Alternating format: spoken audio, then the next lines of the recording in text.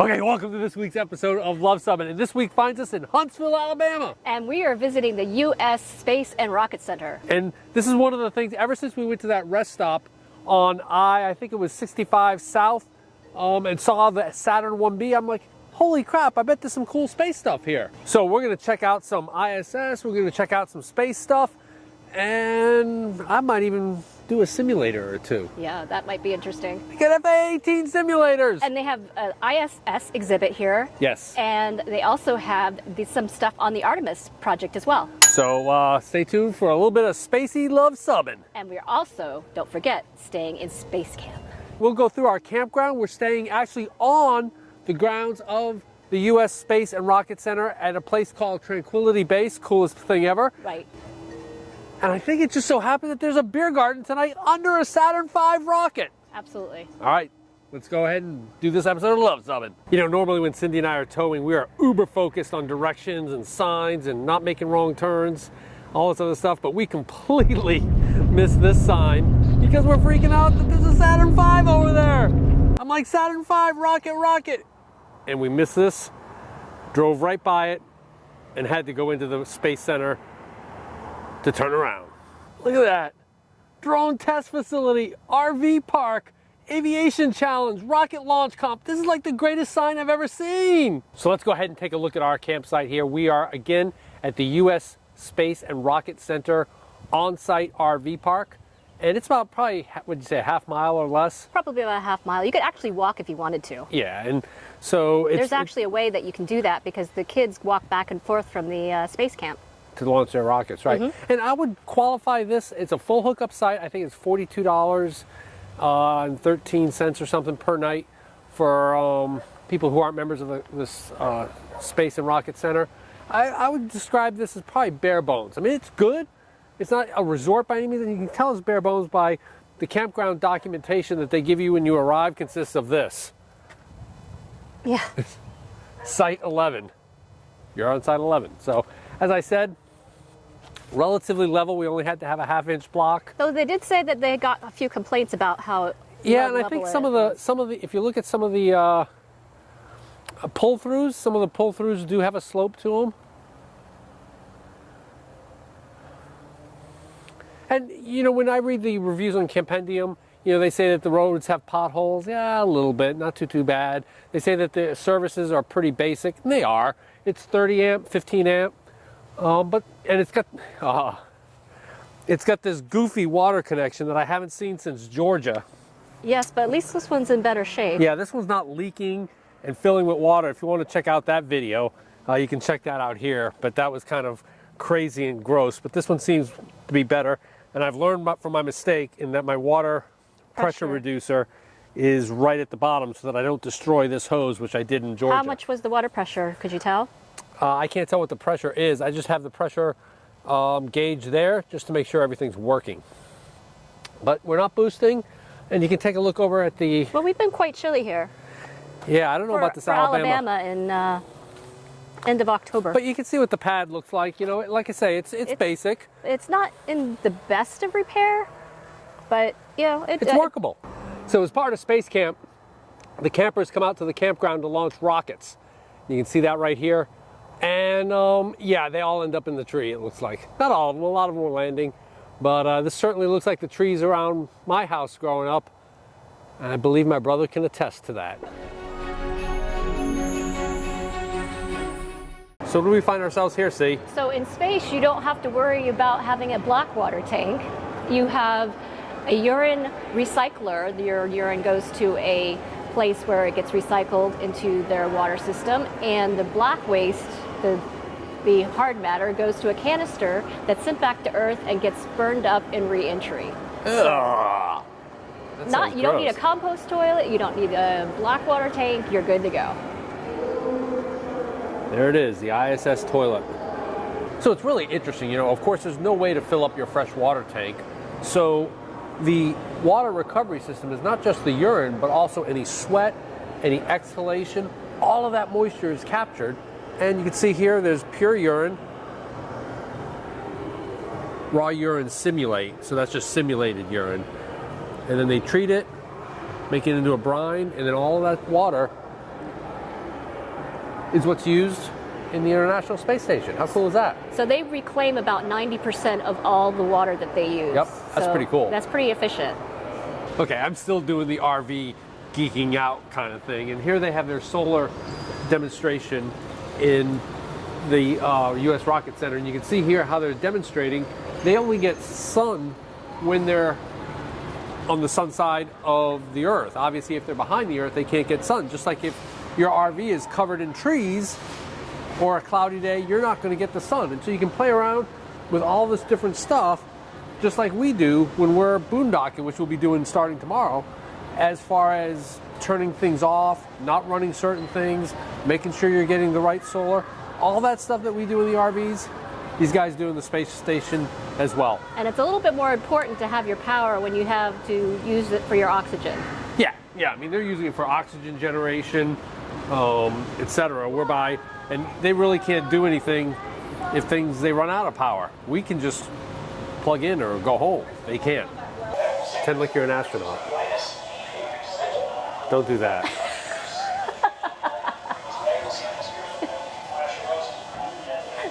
Now I'm like Frankenstein. You're like the dumbest astronaut ever.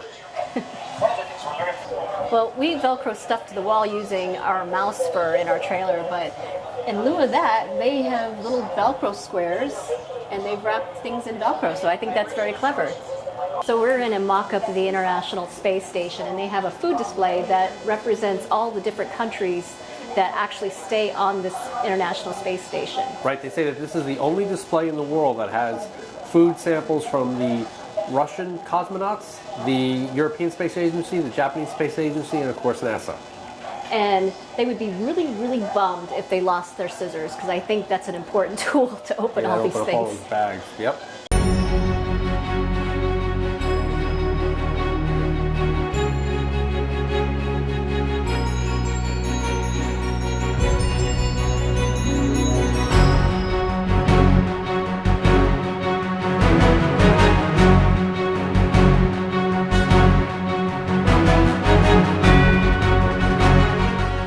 This place has a bunch of rides that you can do and simulator experiences, and that is one of them, and it's a G-force ride that simulates the G-forces that an astronaut might experience during a liftoff. Yes? What's your channel? It's Luv Subbin. L-U-V. You too, really?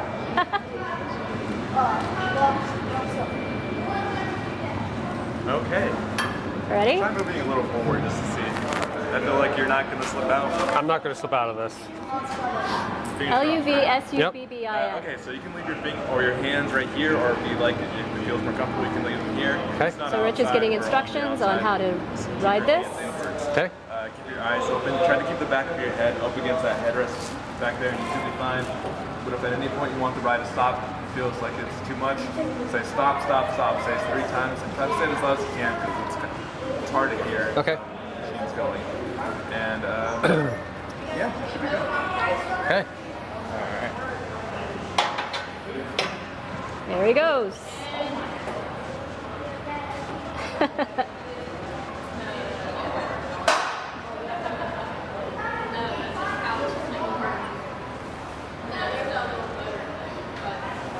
Okay, are you ready? Yep. All right, here we go.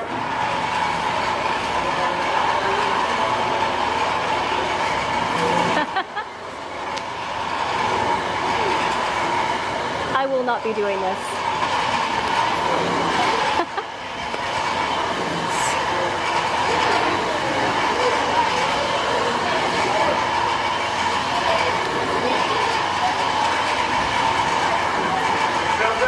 I am still feeling good.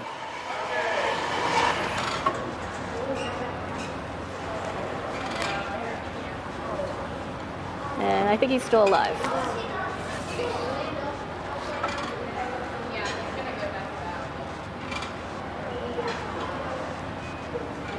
Nice. Feeling okay? Yeah.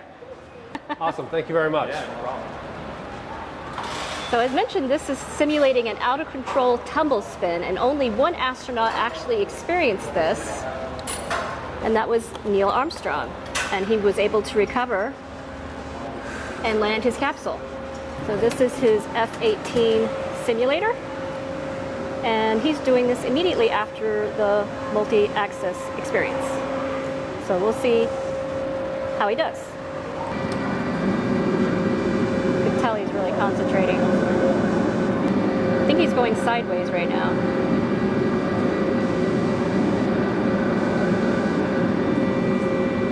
Yes, he's definitely going sideways. Ooh, he righted it, sort of. Not yet.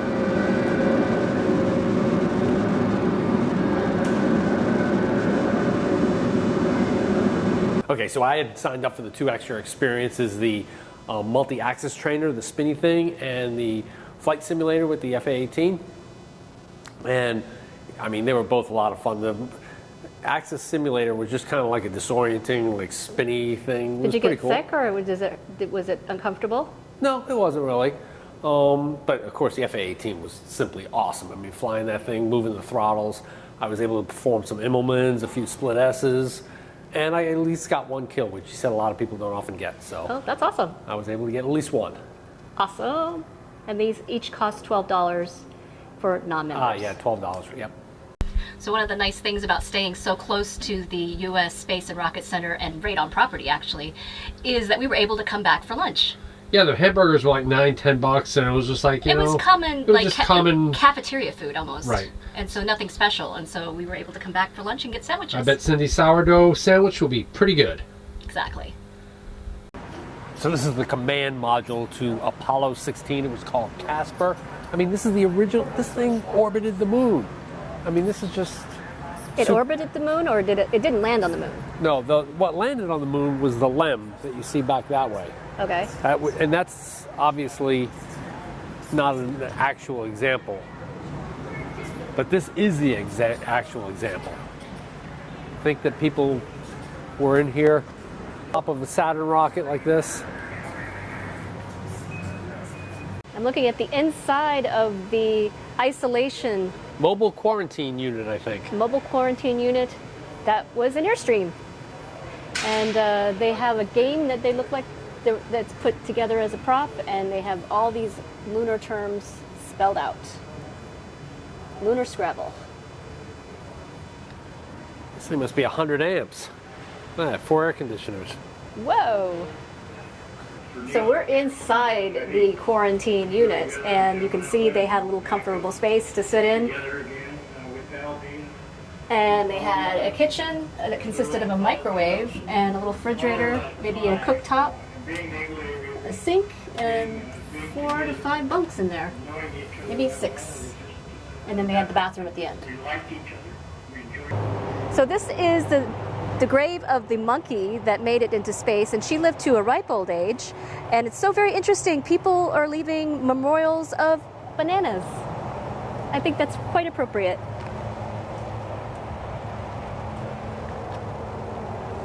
So I'm glad she made it back, because her little capsule was very tiny. Yeah.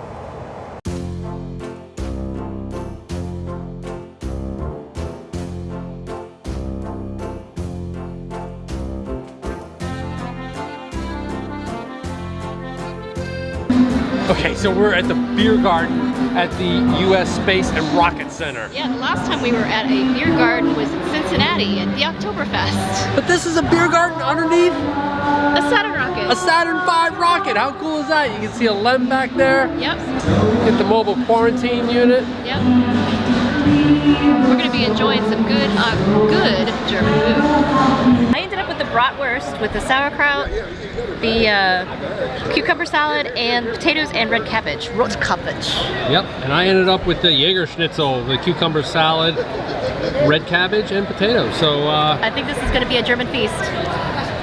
all right, we just finished our Biergarten. We're in the Apollo 11 gantry, I guess, simulation. And what do you think of the U.S. Space and Rocket Center? I loved it. It was very entertaining, and they had a lot of things to do and see.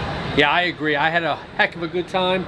Everything from the multi-axis trainer to I shot down an aircraft in my flight simulator. Yeah. But it was very educational. But the proximity of the RV park to here, if this is one of your target destinations, was just perfect.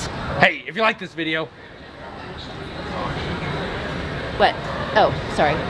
So hey, if you like this video, Give us a big thumbs up. and if you think we've earned a subscription, click the subscribe. And comment below if you've been to Huntsville, Alabama, and what you've enjoyed. Because we come out with RV and Airstream related videos just like this one every Tuesday.